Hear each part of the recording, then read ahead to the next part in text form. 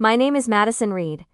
I'm 31 years old, and 15 years ago, my parents threw me out of the house when I was just 16, all because of my younger sister. Last week, I stood in the living room of that same house, the house they chose over me, holding the keys in my hand, while my parents stared at me like they were seeing a ghost. They thought they owned everything. They didn't know the truth. And when they finally realized why I was there, my mother's hands started shaking so badly she had to sit down. Before I tell you what happened next, if you enjoy stories about family drama, betrayal, and real-life justice, take a second to like and subscribe, but only if this story really resonates with you. Also, I'm curious, where are you watching from right now? And what time is it there? Drop it in the comments. To understand how I ended up standing in that house again, you need to go back to when I was 16 years old and believed that everything wrong in my family was somehow my fault. I grew up in a quiet suburban neighborhood just outside Columbus, Ohio. From the outside, we looked like a normal family. 2 parents, 2 daughters. A decent house with a white fence and a neatly trimmed lawn. But inside, things were never equal. My father, Daniel Reed, worked as a regional sales manager. He was rarely home, and when he was, he avoided conflict at all costs. Which meant one thing. Whatever my mother said, went. My mother, Karen Reed, controlled everything. And I mean everything. What we wore, what we ate, what we were allowed to dream about. But most importantly, she controlled who mattered. And in our house, that wasn't me. That was my younger sister, Lily. Lily was 2 years younger than me, but you would never guess it from the way she was treated. She had perfect blonde hair, bright blue eyes, and this effortless charm that made people instantly like her. Teachers loved her. Neighbors adored her. My mom worshipped her. Lily just has something special, my mother would say to anyone who would listen. She's going to do big things. And me? I was the responsible one. The independent one. The one who didn't need as much. At least, that's what they told themselves. I didn't really understand the difference between us until I was about 12. That was the year Lily turned 10. My mom threw her a birthday party with over 20 guests. There was a custom cake, decorations, a rented bounce house, and even a photographer. 2 months later, I turned 12. We had dinner at home. No decorations, no guests. Just a grocery store cake with my name slightly smudged on top. I remember staring at it and thinking, oh! That was the moment I realized something was wrong. As we got older, the gap only widened. When Lily wanted to join dance classes, my parents paid for private lessons. When I asked to join a school program that required a $200 fee, my mom said, we can't afford that right now. But somehow, they always had money for Lily. New clothes, trips, summer camps, everything. I learned not to ask for things anymore. I learned to stay quiet, to stay small, to not expect anything. Everything changed the summer I turned 16. That was the year I got accepted into a pre-college program at Ohio State University. It was a 6-week academic program for high-achieving students. I had worked for it. Late nights studying, perfect grades, recommendations from teachers, and I got in. Not only that, I got a partial scholarship. I was so proud of myself. For the first time in my life, I felt like maybe I was actually good at something. I made the mistake of telling my family. At dinner that night, I placed the acceptance letter on the table. I got in, I said. My voice was shaking, but I was smiling. I'm going to Ohio State this summer. My dad glanced at the paper. That's great, he said, but he didn't look up for long. My mom barely reacted. Lily, however, suddenly leaned forward. Wait, she said. I thought we were going to California this summer. My mom turned to her immediately. Oh, honey, we still are. I frowned. What? Mom looked at me like I was the one being unreasonable. Lily has a dance competition in Los Angeles, she said. We already planned the trip. It's 6 weeks, I said. I won't even be here. That's exactly the problem, my mom replied. We can't just leave you alone here. I'd be at the university, I said, supervised. But she was already shaking her head. No, it's too complicated. My stomach dropped. You're saying I can't go? She sighed, like I was exhausting her. Madison, sometimes you have to make sacrifices for the family. There it was, that word, sacrifice, only it never seemed to apply to Lily. For the first time in my life, I didn't stay quiet. No, I said. The word came out before I could stop it. The entire table went silent. My dad slowly looked up, my mom's eyes narrowed. Excuse me? She said. I earned this, I said, my voice trembling. I worked for it, I'm going. My mom leaned back in her chair. And the look on her face, I had never seen it before. Cold. Final. If you can't put this family first, she said slowly, then maybe you shouldn't be part of this family. At 16, I thought she was just angry. I didn't realize she meant it. 3 days later, I came home from my part-time job to find my belongings sitting on the front porch, 2 suitcases, a backpack, and a trash bag filled with clothes. The front door was open. My mom stood inside, arms crossed. You can't be serious, I said. She didn't hesitate. You made your choice.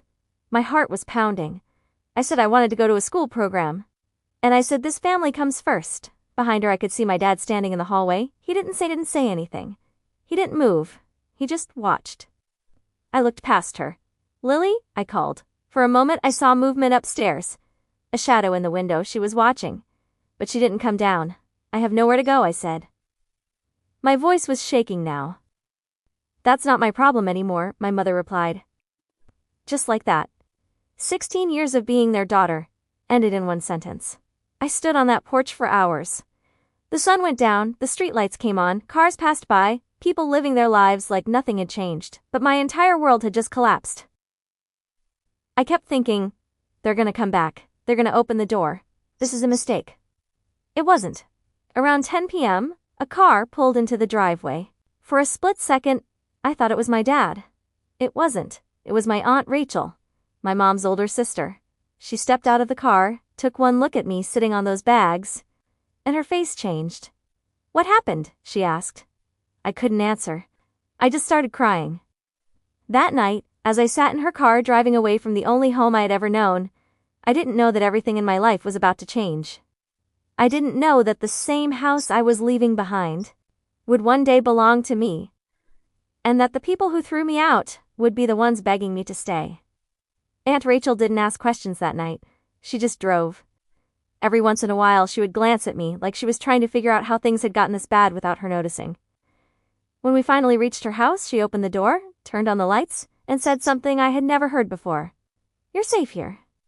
I didn't realize how much I needed to hear that until I broke down crying in her kitchen. Rachel didn't have kids of her own. She lived alone in a small but warm house about 40 minutes away from where I grew up. It wasn't fancy, but it felt different. Quiet, calm, no tension, no walking on eggshells. For the first time in my life, I wasn't afraid of saying the wrong thing. The next morning, Rachel sat across from me at the kitchen table with 2 cups of coffee. We need to figure out a plan, she said gently. Do you want to go back? The question hit me harder than I expected. You thought about my mom, about the porch, about the way she looked at me like I didn't matter. No, I said quietly. Rachel nodded. Then you don't go back. Just like that. No guilt, no pressure, just a choice. That was the moment my life split into 2 parts, before and after. The next 2 years were the hardest of my life. I transferred schools, I picked up extra shifts at a local diner. Late at night. Sometimes I was so exhausted I fell asleep at the kitchen table. But Rachel never once made me feel like a burden. Not once. She showed up to my school events. She helped me fill out college applications. She sat with me the night I got my acceptance letter. And this time, when I said I got in, someone actually cared. I got into the University of Michigan. Partial scholarship. The rest I covered with grants, loans, and working 2 jobs. It wasn't easy. There were nights I cried from exhaustion, days I questioned everything. But I never went back. Not once. Rachel used to tell me something I didn't fully understand back then. Your life won't be defined by where you started, but by what you choose to build. I held on to that. By the time I graduated at 22, I had a degree in finance and an internship at a mid-sized investment firm in Chicago. It wasn't glamorous, but it was a start. The first time my parents reached out was a year later. I was 23. I got a message from my mom. Subject line, checking in. The email was short. Hi Madison, we haven't heard from you in a while, hope you're doing well, let us know if you'd like to reconnect. No apology, no acknowledgement of what happened, just like nothing had ever occurred. I stared at it for a long time, then I deleted it. The second time was different. I was 25. This time, it was my dad. He called. I almost didn't answer, but I did. Madison, he said. His voice sounded older. We could really use your help. There it was. Not we miss you, not we're sorry. Help. He explained that things had gotten difficult, medical bills, debt, they were behind on mortgage payments, they were about to lose the house, the same house. I listened quietly. Then I said, I'm sorry you're going through that, and I hung up. I didn't feel guilty, just clear. Years passed. I worked my way up.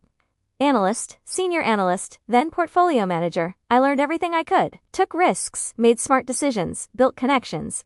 By 29, I had enough saved and invested to start something of my own. A small real estate investment company. At first it was just 1 property. Then 2. Then 5. I reinvested everything, worked non-stop, and slowly, it grew. Then one day I saw an address in a foreclosure listing, an address I knew by heart, my childhood home. I stared at the screen for a long time, the same house, the same porch, the same place where everything ended. Or started. The bank had taken it. Auction scheduled in 2 weeks. I don't know what made me do it. Maybe it was curiosity, maybe it was closure, maybe it was something deeper. But I placed a bid, and I won. The day I got the keys, I sat in my car outside the house for almost 20 minutes. Just staring. Nothing had changed. Same paint, same windows, same front door. But everything was different. I walked up to the door, unlocked it, stepped inside. And then I heard voices. Hello? My mom called from the living room. I froze. They were still there. Apparently the bank had given them a short grace period to vacate. They weren't supposed to be there. But they were. I stepped into the living room, and suddenly, time folded in on itself. My mom turned around first, then my dad, then Lily. For a second, no one spoke, they just stared at me, like they were trying to understand if I was real. Madison, my mom whispered. I didn't smile, I didn't move closer. I own this house now, I said calmly. Silence. My dad frowned. What do you mean? I held up the keys. The bank sold it, I bought it. My mom actually laughed. A short, disbelieving sound. That's not funny. I'm not joking. That's when it hit them. You could see it, the shift, the realization. My mom's hand went to the back of a chair. She had to steady herself. No, she said. No, that's not possible. I looked around the room. Same couch, same pictures on the wall, but they looked smaller somehow. You have 48 hours, I said. The bank already gave you notice. I'm just honoring the timeline. Lily stepped forward. Madison? Her voice was softer than I remembered. Different. I looked at her. Really looked. She didn't look perfect anymore. She looked tired. Can we talk? She asked. My mom cut in immediately. This is ridiculous, she snapped. You can't just come in here and throw us out. We're your family. Family. That word again. I met her eyes. You stopped being my family when you put my things in garbage bags and left me on the porch. The room went silent. My dad looked down, just like he used to. My mom opened her mouth, but no words came out. Lily spoke again. We didn't know things would end up like this, she said quietly. I shook my head slightly. No, I said. You just didn't think it would affect you. That landed. For the first time, my mom didn't argue. Instead, her voice changed, softer, almost desperate. Madison, we made mistakes, she said. But we can fix this, we can start over. I felt something shift inside me. Not anger, not even sadness, just distance. You had 15 years to fix it, I said. Silence again. I placed the keys on the table. You have 48 hours, I repeated. After that, the locks get changed. And then I turned around and walked out. I didn't look back. 2 days later, the house was empty. No dramatic goodbye, no apology, no closure conversation. Just gone. I walked through the rooms one last time, the kitchen, the hallway, the porch, that porch. I stood there for a moment, the same spot where I once sat with 2 bags and nowhere to go. And I realized something. I didn't feel anger, I didn't feel revenge. I felt free. A week later I got an email from my mom, subject, please. I opened it, read it once, then closed it. I didn't reply. A month later I got a message from Lily. Short, simple, I'm sorry for everything. I stared at it for a long time, then I replied, take care of yourself. That was enough. A year later I renovated the house. Not to live in, but to rent out. A fresh start. For someone else. Sometimes I drive past it, not often, just sometimes.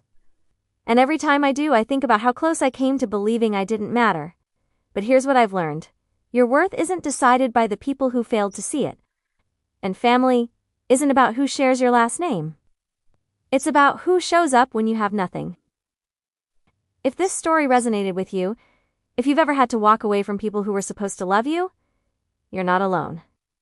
And if you want more stories like this, don't forget to subscribe.